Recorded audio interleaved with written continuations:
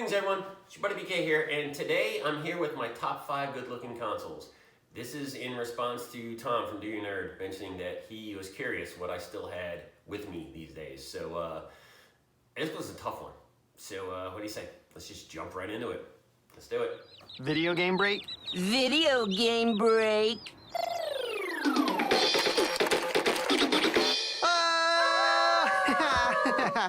Dude, this is crazy. That's the 3rd time in a row that they beat you. It's not my fault. I told you this controller's busted.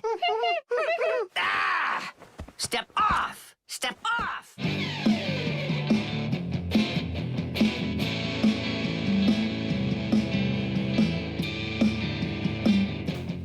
So anyway, the rules are pretty simple for this.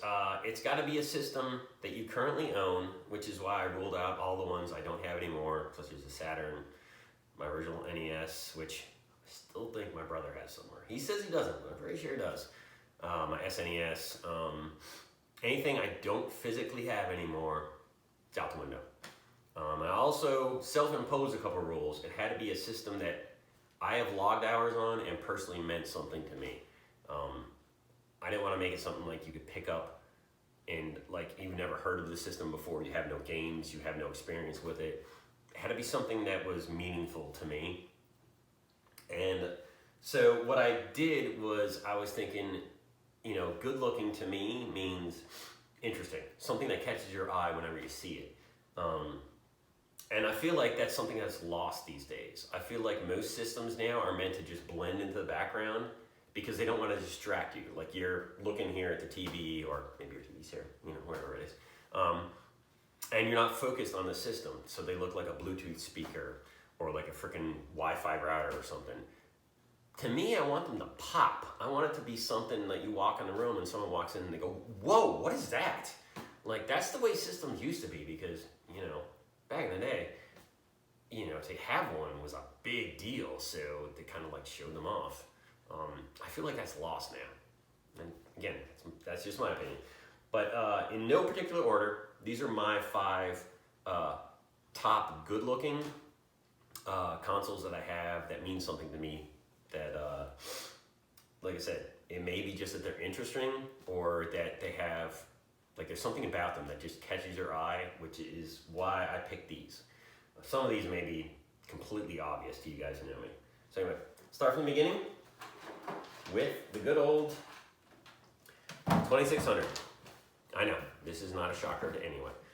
I have the Darth Vader model here, and it doesn't have to be the Darth Vader model. It could be the wood panel version, you could have the 6-switch version, the heavy 6, the light 6.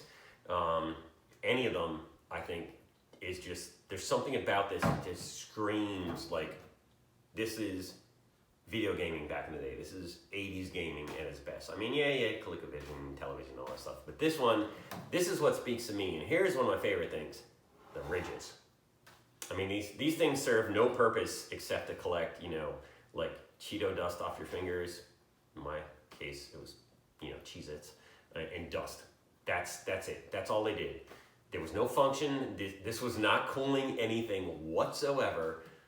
But that's kind of what I love about it. It was just, you know, hey, let's make something, you know, interesting patterns, interesting textures, which I don't think we get anymore. I mean, it's kind of like, you know, like the old Buicks that used to have portholes on the side for the sake of portholes. I mean, you had here ridges for the sake of ridges. It's like, you know, putting round things on something for the sake of round things just because it's cool. Like, there's something about you're just going for form over function. I feel like it's lost these days. Hey, look, the round things. I love the round things. What are the round things? No idea. And plus, I mean, this thing is just begging for you to feed it with a cartridge. And side note, like, I never had any problem where I'd have to, you know, blow out the cartridge with this like I did with the NES. What was that all about? Because this was exposed all the time. I never kept the cartridge in it. Granted, it would be in the acrylic thing, but still, what's going on there? But yeah, number 5 on my list, and again, these are not in the top 5 order. 2600, any version of 2600. It's just classic gaming, and it's just interesting. Like this, I think, started it all, and maybe because it was in my second system, maybe that's why I'm biased. But let's go on to the next one. PS2 Slim. So, truth be told, I didn't get this until late last year.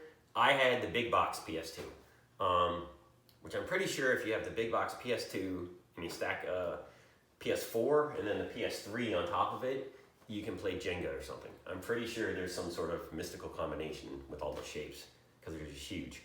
But I always remember the two because you can, either way. You hold it like this, put it, like it was the first one I remember the system could go on the side. Although I don't remember a stand coming with mine. But so all I did was put books and games against it and it held it up pretty well.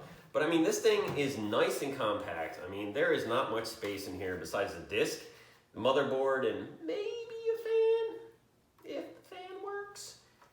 And this thing is light too. I love this thing. And also, what we got here? Oh, we got the ridges. Yes, ridges for the sake of ridges. I mean, this thing is not holding up a bridge. This is not a load-bearing structure, but it still has ridges because why? Because it's interesting and something different. And this way, I love this because it's so compact. And I dare say, if they make a PS2 Mini, which I really hope they do, because there's so many banging games for the PS2, I don't think you need to make it any smaller than this. You pretty much have your form factor. Just start up the production line again and make this. I mean, it'd be even better if you could actually, put a disc in and play the PS2 games and, just load all the other games through like the USB. I mean, I'm just saying, but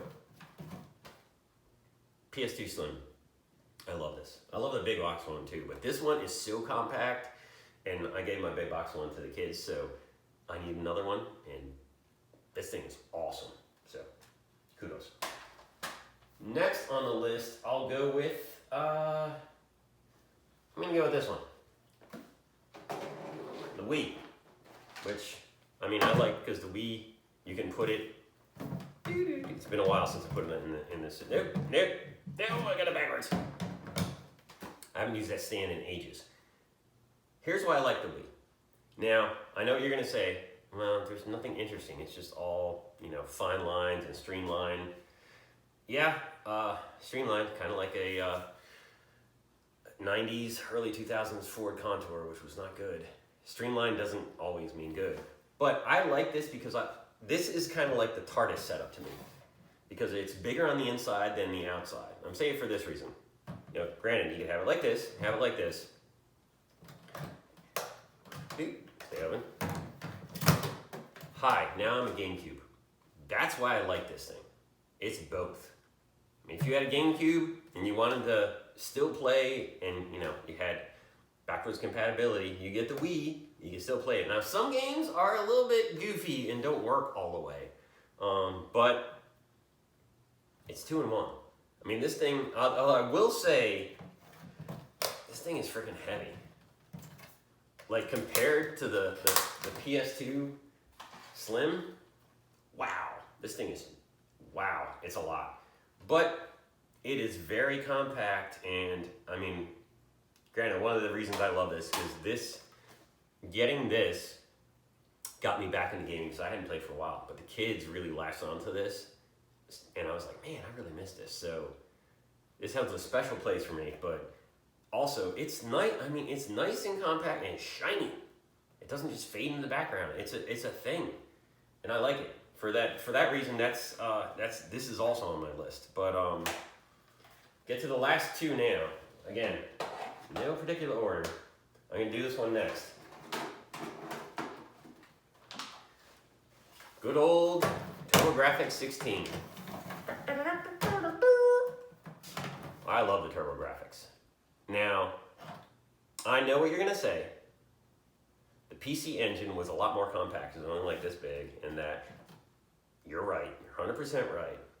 But there's a couple things I love about this. I mean, one, it's typical. This is typical America here. It's bigger for the sake of being bigger for no reason. But this is one of the reasons I really like it. Look at that. Especially with the cover on it, the controller looks like the system. It's like a shrunk down version of the system, which I always thought was super cool. I mean, besides, you turn around this way and it kind of looks like, kind of like Knight Rider, like a, 80s Firebird coming at you. But I always gravitated to this because I was like, wow, the controller looks like a shrunk down version of the system. That is freaking cool. And yeah, and it's mean. I mean, this thing coming at you, 16 bits of fury, baby. That's all I'm saying. But I like that the pad mimicked the system. It's not quite one-to-one, but I mean, it's close.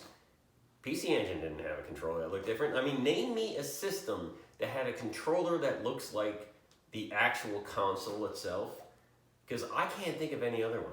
PS doesn't look like it, never did. Xbox does not. I can't think of any system where it looks like it. Atari didn't. I can't think of another one, but this one, you look at it, I mean, come on. It kind of looks like the system, which is pretty freaking awesome, in my opinion. And it's a highly underrated system. So anyway, that is number 4, and now to the last one, which is not going to be a surprise to anyone at all, ever. Yep, good old Charlize, the TI-99. So, the reason this is on the list, besides it's my first system, is because, what do we have? Oh, we have brushed aluminum. And especially if you just put all the modules going out, the expansion modules, it would be this like long row of brushed aluminum. But the thing is, you don't get this. There's no variation and stuff anymore. It's all just plastic, whatever. And granted, this went to plastic as well. It went to the beige plastic. But it's kind of like, this reminds me of like old Hudsons or, you know, old classic cars where they had the chrome just to bling it out a little bit, just to pop. Like this thing pops when you look at it. And it's, granted, you know, I know what you're gonna say, it's a keyboard. You just stick something in the keyboard. Yeah, it is. It's an all-in-one, I'll call it. You know, you had to hook it up to the monitor, but this thing, this was basic. You know, you put the cartridge in, you hooked up the controllers on the side, you plugged it in the monitor, you just did it to it. And like, but this offset, you had like the shiny happy people who were playing this. But I mean, to me, like this is gone. Like you can't find a system now. Find me any system that has chrome, aluminum, or anything.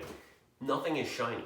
Granted, people could say, oh, it distracts from your eyes. Well, you put it somewhere else, all right? Wear sunglasses, wear a hat, you know. Wear your sunglasses at night, I don't care. But it's like the pop, I think, is gone. And that's kind of my point with this. Like, whether it's ridges, like the 2600, you know, I look like a controller, TurboGrafx. Or, you know, I'm like many things in one from the Wii. I feel like now everything is getting so bland and so also-ran that nothing stands out. Like this stands out.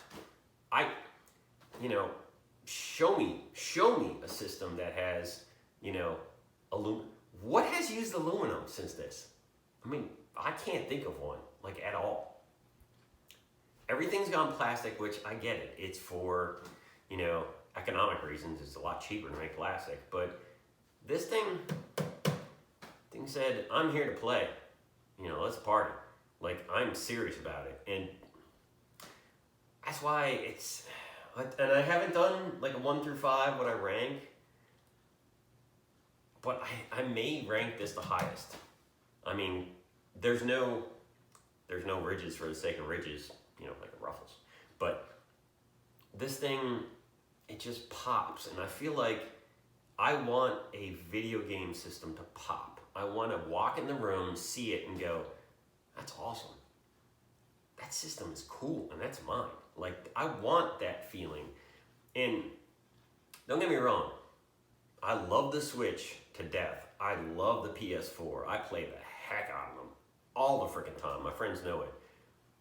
But there's nothing, like, you take the Switch off the dock, and it's good, and I love it because when I travel, or when I used to travel, I'd use it all the time, but it's like a thinner, better, amped up version of the Game Gear, but it's just, that's what it is. Like, there's nothing setting it aside. And you could put a different skin, Animal Crossing skin or whatever on it. Or like I said before, you put different skins on the Xbox or PS4 Pro.